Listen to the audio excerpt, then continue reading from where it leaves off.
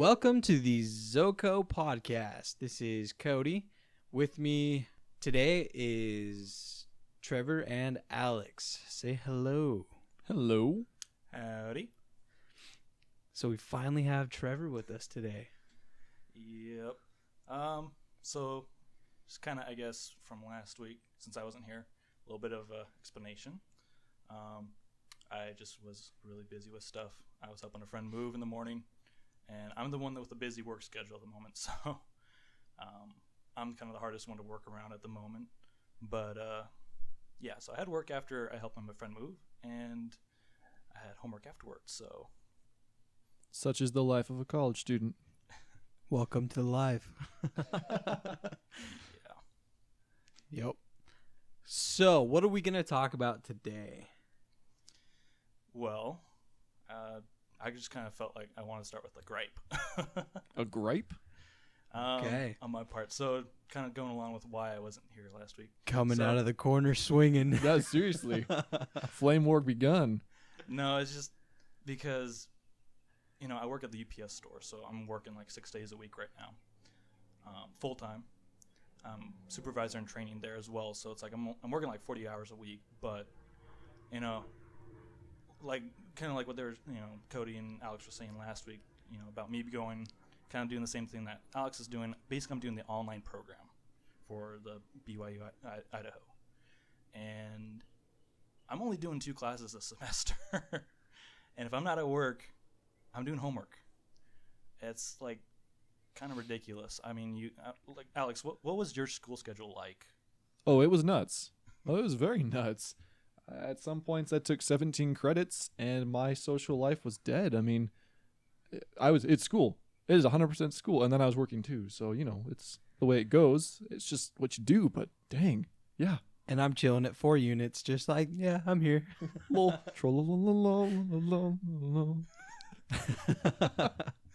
Yeah, it's going to take me forever to get a degree. I'm just, I'm going one class at a time. That's basically what I have to do right now, is because I tried taking 5 classes last semester, which I ended up dropping 3 of them. Ooh.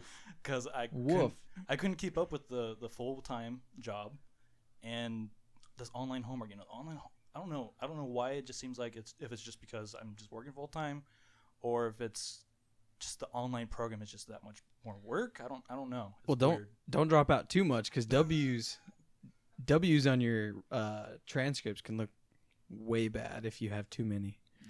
So It's true. No, and that's why I'm now doing 2 classes a semester, but it's gonna take me forever. Hey, I get it. That's the boat I'm in right now. I'm working, over more than full time, and I just take 1 class just because I don't have the time. Otherwise, I don't have a social life. Mm-hmm. Look at all the homework I'm not doing. And over here we got Alex, who's just chilling. Hey, I earned it though. I earned my chill time. Except we have jobs and you don't. I had a job. I just had to leave it. Sorry, I had to rub that in. Thanks. Oh, The online classes can be a bear from my experience too. It's just the way that it goes. They throw a lot of busy work at you. Well, that's just the thing about. I feel like the online programs are mostly busy work. That's my issue, is because especially with BYU Idaho, I don't know how other online programs are, but there's these discussion boards that you have to participate in. That was actually one of my problems with last semester, was I was taking an English course, and I was getting F's on every single discussion board I was doing because I'm supposed to participate throughout the whole week, and I'm I'm working the rest of the week and doing other homework.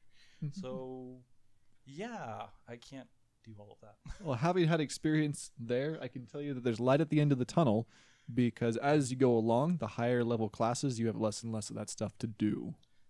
Can't wait for that to happen. It's nice. It's nice. I'll get a degree eventually. That or win the lottery and quit. Yeah. Yep. That's my long-term plan. I'm going to win the lottery and that's it. I'm going to do whatever I want. What would you buy if you won the lottery? Zombie couch. You would buy Zombie Couch. Explain. Well, I think it's pretty obvious. We're a bunch of college students. and post-college student. Woo! Is it really that obvious? So we don't have a whole lot of money, and to do anything, it requires money. And to get Zombie Couch off its feet, we need money. We want it on its feet, though. I'm just saying. Isn't that what we're doing right now? We're trying to get it on its feet.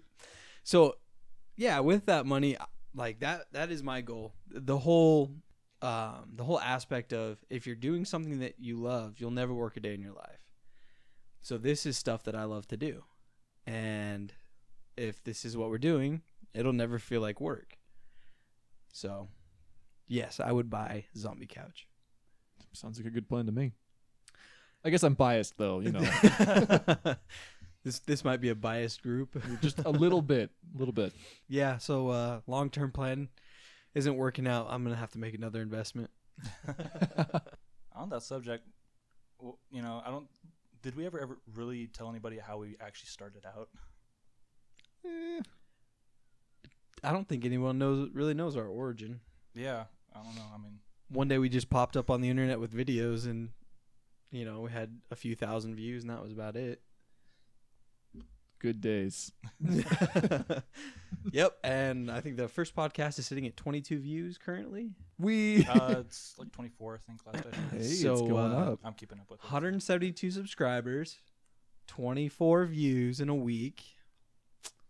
These guys need to step it up. Or maybe it's just us. Maybe we need to step it up. We're working on it.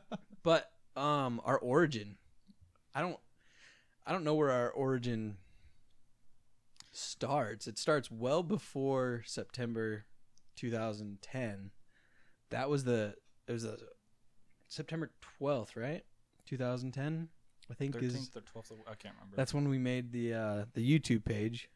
So that's kind of our actual start day. I think when we came up with the whole concept and idea, we immediately made a YouTube page for it. But it started long before that because Alex and I were good friends. And Still are good friends. Oh, we are? It stopped right. It stopped right now. Stop. Hey, I got some bad news for you. No, but we're good friends. And I don't know what year it was, but we just started hanging out, and then we found out that we have an interest in just being stupid. I suppose you could say it that way. And being stupid in front of a mic or a camera. And that's pretty much, we started making little videos here and there. We were recording music and playing with just different instruments, whatever. And then we came up with a concept of making videos under another name. And we did for like, how long? How long did we? 6 months to a year at least. And that was just under the name Fretless Productions. Turns out that name was taken. We had a logo and everything at that point.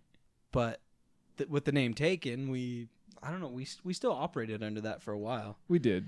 It wasn't anything major, so I mean, it didn't really cause any problems. But we came up with some ideas, like some videos that we wanted to make. But it was going to require more than just two of us to do it. And so I knew Trevor, and because we were just thinking like who else can help us out, and I'm like, well, Trevor has experience with drama and those various things. I think everybody has experiences with drama. Drama as in acting and things like that.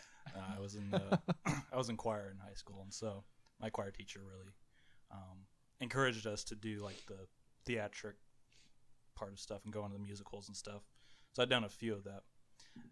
No, but I just remember when you texted me, because this was like after high school, we just fresh out of high school, 19 years old and everything. I remember you texted me like, hey, would you want to make a machinima? I asked you, what's machinima? No, because I remember, that was when Rooster Teeth had, made they were starting to get really big. Name drop. And Red versus Blue, their first series, was like huge, and I remember loving that show. I didn't know that was called Admission at the time. But I just remember when you told me what that was, I was like, oh, okay. And I'm like, that's actually what I want to go into. I mean, I still kind of do, but at the moment, with the film industry, I don't really know. But I mean, hopefully, maybe Zombie Couch can get kind of back up to that. Yeah, we're working on it. Yeah. But I will say that, I mean, we name dropped Rooster Teeth. So, to explain that, it's been definitely an inspiration for our group and an interest and a driving interest for us. Something that we've subscribed to and followed. So, and very much enjoy. They have a lot of different content, and they do talk about, do people absorb other parts of their content without absorbing like Red versus Blue? Because Red versus Blue for the last, decade has been their project, I guess. Like that's where it started for them. And they have then branched off of that. And I think, some people do absorb other parts of their content without absorbing all of it. I don't know about you. I don't absorb a lot of videos, but well, we keep using these content and things like that. Might be confusing, but because I don't watch Red versus Blue, but I do like a lot of their other work, such as the shorts and live action stuff and their podcast as well. Absolutely. But ever since calling Trevor, getting him to work with us, that's where we created Zombie Couch. We had a friend that we all know draw us up a logo. Did we give her anything to like work with? No, we just said we need a logo. We're Zombie Couch. Draw us something. She did a fantastic job. She did. Should we post the original drawing? We can. So here it is. Here's the original drawing. Here's the drawing. Alex took the original drawing and photoshopped it into what we have today. It's a pretty good logo. Back on me now, but yeah. I had a beard at that time. I had to shave it for a while, and I have a beard again. So originally drawn and then later edited, and then now. Well, it's like on the logo I have the chin strap, but I no longer have the chin strap. I have a full beard, so I'm working on it. And Alex can't grow facial hair. So now with Zombie Couch as what we have today, 6 years later, this is what we're working on. We've discussed the things that we already have planned, and we've already put out multiple videos and one podcast. We're going to keep going on the podcast as a weekly thing. Alex has an interest in virtual reality. So he's right. I have a great interest in virtual reality. I talked about it a little bit last week. And so I'm just curious, because before I get into my little spiel here, what do you both know about VR, virtual reality? Well, I know there's a pair of goggles. Okay, let's just start. And I know virtually nothing. Okay. Trevor knows virtually nothing about Exactly. virtual reality. I will educate the both of you then. Educate us. I know that it's 3D, but it's an immersion. Well, I basically it. kind of get the because they stuff like that has been around for a long time with the pictures, but like now it's becoming a huge thing with video. So, because there's like basically you take the two lenses, and it's like two pictures, and it somehow makes it kind of 3D image, but I don't really know much more than that. I can't wait to listen to this podcast 10 years down the line and just listen to us like talking about something that is like, oh yeah, virtual reality. We use this every day. What now is just conjecture and cool theory, it will someday be practicality and common. So just for comedy, I am going to try to explain virtual reality with absolutely no knowledge of it. Let's do it. Okay, so Already wrong. there's these goggles that you wear, and you see a squid. You see something. Are the goggles cool? Describe them to me. No, the goggles don't look cool. They're this giant box on your face. Okay, we have a start. Okay, so there's a screen in the box on your face. I like it. Okay. When you move, the screen moves. Well, it's attached to your face, so naturally it's going to move with you. It would be more impressive if they made a screen that did not move with your face. I'm just going to throw it out there, I want to see that. Someone make that, please. Virtual reality 2020. No, okay. But the screen that you're watching also moves. That it's inside your goggles that are on your face. I was just thinking, if it didn't move with you, the virtual reality you're seeing is real life. Wait Actually a second. 3D. I think you're onto something. We could sell this for millions. I have But these you're right. glasses, and they're clear, and everything's in 3D. I don't know what I'd do without them. So now we like to reference our own video and our own content to everyone to watch the 3D glasses. But you're absolutely right, though. I mean, it's practically a very not pretty, uncosmetically pleasing box on your face that's strapped to your head over the top and around the sides and inside the screen, just like you were saying. So in virtual reality, you're getting shot at while you're playing Call of Duty. And it's 3D, right? That's immersive. Yeah. You're watching what's going on. You're getting shot at. So when do they implement the part where a guy stands, around you with a baseball bat, and as you're getting shot, just starts beating you down with a baseball bat? I will say, it'd be pretty hard to sell that to someone. I don't know if we get a lot of people that want to test that for you. But I'll test it for you. I have a baseball bat. But interesting point you bring up, because that's happening. That is happening. There is a play. They set up a room in which you stand in the center of it. When you walk, the room has rollers on it that push you back to the center. And if you get shot, they shoot you with paintball guns. Like, they're just set up around the room to shoot you automatically. Just boom, you get shot. Sometimes you get shot where you got. I don't know. You just get shot regardless. You feel it. Then they have other ones where you wear a suit. It looks like a football suit, honestly. It's got speakers up near the neck. It's all sorts of crazy stuff. But it shocks you where you got shot in the game. And your muscles will tense up. You'll feel it. That suit you described on football players, those are called pads. Oh, man. No, but it's like no, but that's one thing I did see. I have seen like on Facebook, video.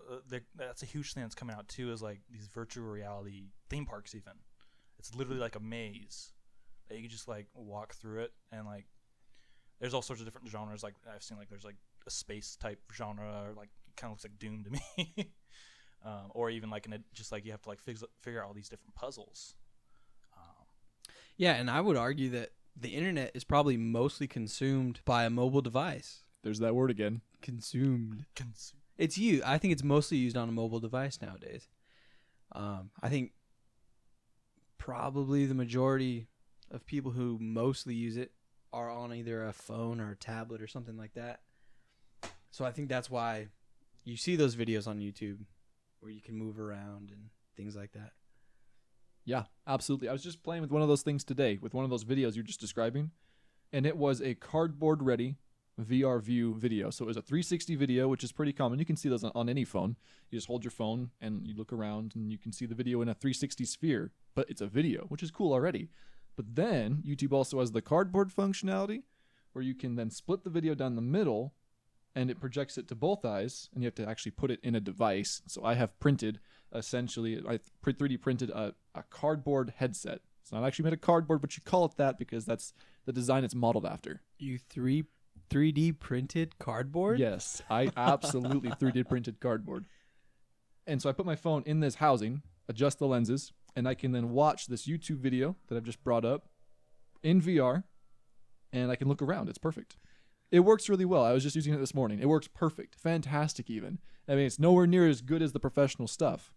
Believe me, the professional stuff is something else. Okay, so to tie this all back into the real world, I was just watching WALL-E today. Okay, have you guys seen WALL-E? I've seen it. Okay, it's an old movie. Spoiler alert, we might be talking about WALL-E. It's a 10-year-old video now. But no, there's Someone's gonna hate you. someone who cares.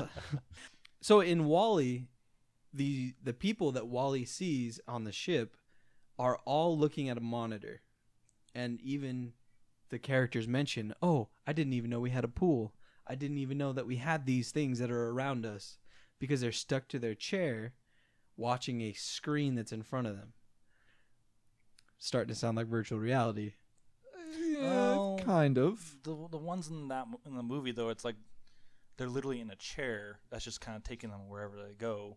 They're not really, and they're just sitting there chatting with people all the time. It's like Skyping 24/7. But how many kids are stuck to their computers? And And phones. if they can take, or their phones, and if they can take that wherever they go, I think they will. And I think with virtual reality, is people will find that that is more appealing to them than real reality. And I won't disagree with you. I mean, there's already been reports of that. Bad reports. I mean, really, really bad reports of people who have passed out in their homes because they've used VR stuff too much. They just stopped drinking and eating and sleeping, things like that. It's bad.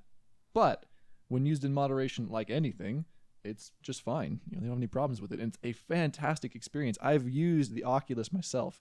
I've had the privilege of using the DK2 setup and now the CV1, the consumer version 1. Fantastic stuff. I was absolutely blown away. And it is something that if you have the opportunity to try, do it.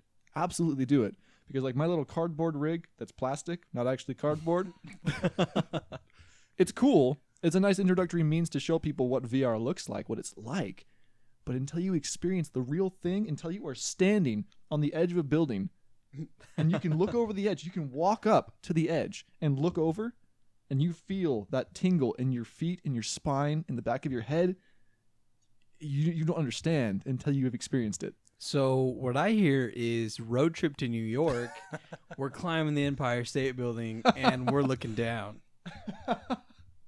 Yeah, you could do that. Or you could take all the money you could have spent on a road trip to New York and climbing the Empire State Building and put it into a VR headset. It's about the same amount. Yeah, but I tend to side on the real life factor. You're no fun. So are there any virtual reality zombie games? Yes. Tons.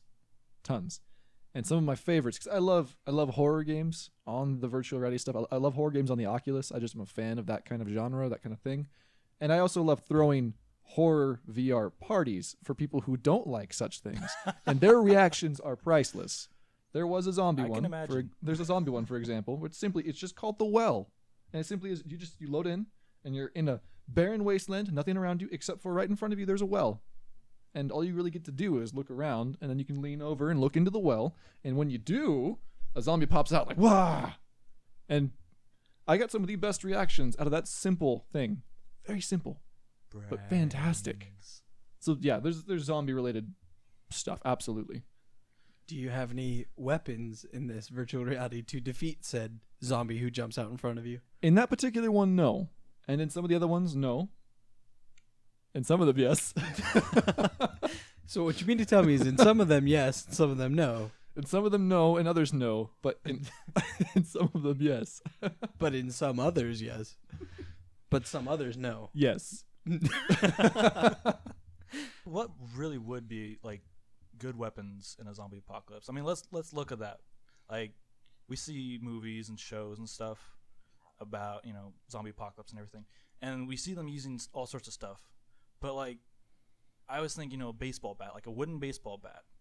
Is that really going to be a very good weapon? I mean, in a zombie apocalypse, really? I mean, The Walking Dead, if it, name dropping there again. I'm a huge fan of Walking Dead. I don't follow it at all. The Walking Dead, like we look at that show and we'll see them using these little, knives against these zombies. Well, just because they're dead, their skulls are still bone. I mean, if you think about bone is really a hard substance. You have to apply a lot of pressure sometimes to get it or get the right point. Yeah, I wouldn't know. I get it though. I mean, a decaying body, I wouldn't know how the skull would be, but I mean, it's just one of those things to think about though. Like, would it really be that easy sometimes? You know, would a bat really last that long? I mean, Well, I played a lot of Left 4 Dead 2, and I have a guitar. I actually have a few choices of guitars, and the guitar was fun. Agreed. But I would assume that a melee weapon, though easy to carry and you don't have to have ammo or anything for it, is still difficult because you're getting close. That's up close and too personal. But you got a horde on you, then I think you'd want something a little more automatic. Good way to put it. Something that goes rat-a-tat-tat. A lot. or at least boom, Or at least boom. chunk, chunk, boom. So what I'm getting from this, it sounds to me like you were describing really good ways to kill zombies. It should be obvious. But what it sounds to me is it's all really, really good ways to kill us, because we are zombie couch. We are a couch full of zombies. Look. We're the good zombies. So, Alex, what weapon would you use in a zombie apocalypse? You know, if I had to choose something, I think that I would go with... Good question. I've had time to think on it, but I have not come to a decision yet. I agree with you, though. I mean, ranged would be my preference. I don't want to get up close if I don't have to. But I have not decided on what yet. Because what actually matters? It does, because there's only so much ammo, and I'm going to assume that you're not going to be able to come across very much gunpowder and lead, let alone primers, to do your own reloading. Yeah. So, reloading is kind of not an option either. You'd have to keep finding ammo wherever it is. That's where, from The Walking Dead, Daryl carries a crossbow. Now, the only thing that you are limited to there is bolts. Yeah, absolutely. So, either you make them yourself or you find them. But that gives you your ranged, and you don't have to load it. But it's slow to... It's one of slow those, to use. Yeah, it's one of those weapons you don't want to fight a whole horde with. No, definitely not. Unless it was repeated. But I think I'd rather have that than a baseball bat. Yes. Yeah. So I think we can all agree, though, the best kind of zombie is a dead zombie. Unless it's us. Unless it's us, of course. But... Please don't let us die. Please, sir. Oh, dropping movies that most kids probably don't even know. Nope. But, yeah, so I guess the... Still working on the website. Still working on the website. Still working on other videos. Yep. We have not started the challenge that was issued last week. We have not. I have not had time. We have set up the means to do so, though. Yes. Yep. But we should hopefully be doing that this week. We'll, I don't know how... We'll keep you updated. It's definitely going to be episodic because we're going to have to kill a ton of skeletons. Or die. The die... I vote for the die option. My challenge is amazing. I want you to do it. The die might happen well before the wither. Yeah. Oh. Don't believe in yourself. Believe in me, who might believe in you. Who might? I'm just afraid of the consequences of failing. That is my drive to win. Fear me. But yeah, so we're still working on stuff. Be looking out for that. We will post this on YouTube and Facebook, and we will also hopefully work on getting it on iTunes. That is our next goal. Yep. And then we have our Instagram set up and everything, so you can also the link for the YouTube subscription is on that page. Be sure to follow us on that, and we'll be posting content on that weekly as well, at least. Absolutely. So that's about it for us this week in the ZoCo Podcast. Stay tuned next week for more content, and we will talk to you guys later. Well, we'll see you later. Till next week. Oh no, we're being carpet bombed. Run!